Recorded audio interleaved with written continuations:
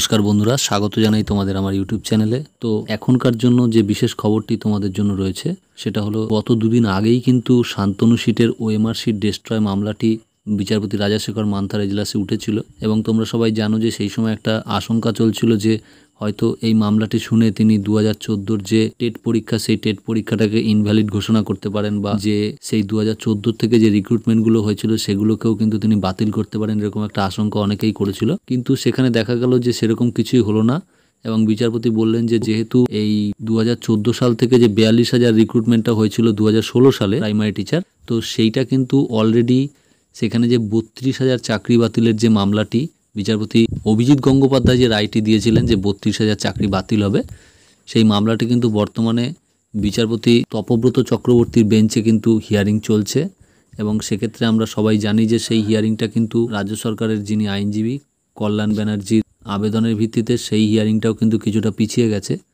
তো বিচারপতি মান্তা সাহেব বলেছেন যে যেহেতু ওই 32,000 চাকরি বাতিলের একটা মামলা অলরেডি আদালতে চলছে, তাই তিনি এই মুহূর্তেই চাকরি বাতিলের পক্ষে কোনো বা বিপক্ষে কোনো রায় দিতে চান না। তিনি এই বিষয়টা একটু দেখে নিতে চান বা বুঝে নিতে চান এবং তিনি এটাও দেখে নিতে চান যে এই 2014 টেটের সঙ্গে রিক্রুটমেন্টের কি সম্পর্ক আছে, মানে যেহেতু টেট আর রিক্রুটমেন্ট বিষয়টা পুরোপুরি আলাদা, সেটাও তিনি দেখে নিতে চান। তো এইরকম একটা পরিস্থিতিতে গত দুদিন আগেই হিয়ারিং তিনি করেছেন এবং সেই হিয়ারিংয়ের পরবর্তী কিন্তু শুনানির ডেট 4 সপ্তাহ পরে, মানে প্রায় 1 মাস পরে ডেট দেওয়া হয়েছিল বা বলা হয়েছিল যে 4 সপ্তাহ পরে এর হিয়ারিং হবে।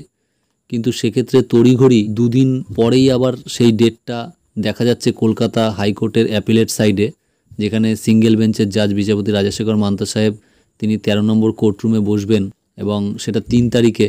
সেটা তোমরা সবাই দেখতে পাচ্ছ যে এই যে এখানে আমি যে তোমাদের পিডিএফটার যে স্ক্রিনশট তোমাদের দেখাচ্ছি, তোমাদের দেখার সুবিধার জন্য আমি পিডিএফটা ভিডিওর ইনবক্সে দিয়ে দিচ্ছি।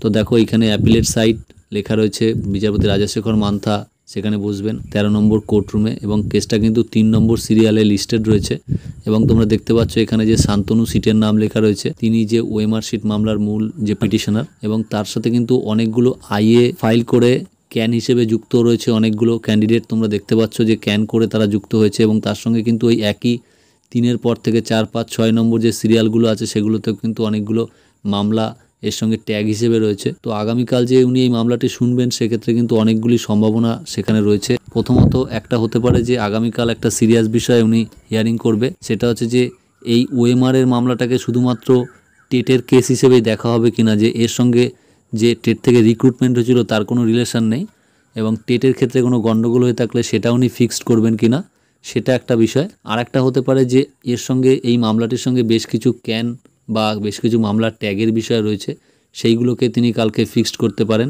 সেক্ষেত্রে শুনানি সেরকম কিছুই হবে না, জাস্ট সেই ট্যাগগুলোকে তিনি মামলার সঙ্গে অ্যাড করে নিতে পারে। অথবা আর একটা সম্ভাবনা রয়েছে সেটা হচ্ছে যে এই মামলাগুলো হয়তো যিনি এই মামলা লিস্ট করেন বা যিনি এই মামলাটি ফিক্স করেন, যে ব্যক্তি এই মামলাটি দেখেন তিনি হয়তো ভুল করে এই মামলাটিকে আগামীকালকের জন্য লিস্টেড করেছেন, কিন্তু এটা ভুল করে নাও হতে পারে, কারণ এইভাবে একটা পিডিএফ হিসেবে ফাইল যেহেতু প্রকাশিত হয়েছে কলকাতা হাইকোর্টের ওয়েবসাইটে, তো সুতরাং সেটা কিন্তু একটা ভাববার মতো বিষয় এবং দেখা যাক আগামীকালকে কি হয়। যাই হোক না কেন সেটা কিন্তু আমরা সাথে সাথে তোমাদেরকে আমার এই চ্যানেলে দিয়ে দেবো, যাতে তোমরা সেখান থেকে পেয়ে যাও যে কি হলো না হলো। তো বন্ধুরা, এখনকার মতো এটাই ছিল ভিডিও। যেহেতু হঠাৎ করেই এই মামলাটি লিস্টেড হয়ে গেল বিচারপতি মান্তা সাহেবের বেঞ্চে, তাই আমিও তড়িঘড়ি তোমাদেরকে ভিডিওটা দিলাম যাতে তোমরা অন্তত আজকে বা কালকে সকালের মধ্যে বিষয়টাকে তোমরা জেনে নিতে পারো বা সেই দিকে তোমাদেরও নজর থাকে। তো আমাদের এদিকে নজর থাকবে কি হলো আগামীকাল কোর্টে কি হয় সেটা আমরা দেখব। তো বন্ধুরা, এখনকার মতো এটুকুই। তোমাদের সাথে দেখা হচ্ছে আবার পরের ভিডিওতে।